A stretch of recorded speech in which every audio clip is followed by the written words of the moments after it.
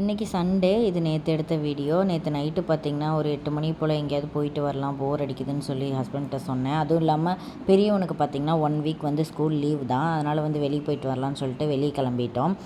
வீட்டில் எதுவும் சமைக்கலை, அதனால் வந்துட்டு வெளியே ரைஸ் சாப்பிட்டுட்டோம். அதுக்கு போகலான்னு பிளான் பண்ணோம்.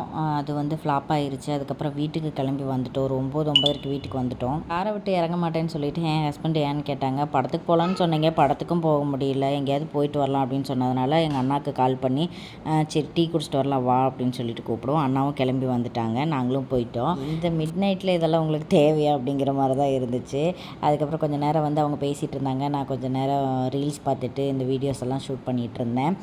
என் வீட்டுக்கார் பார்த்திங்கன்னா வாடா சங்ககிரி டோல் வரைக்கும் அப்படியே சுற்றி பார்த்துட்டு வரலாம், அப்படியே போயிட்டு வரலாம், போர் அடிக்குதுடா வீட்டுக்கு போக முடியாது அப்படின்னு சொல்லவும் அண்ணாவுக்கு விடிஞ்சால் வேலை.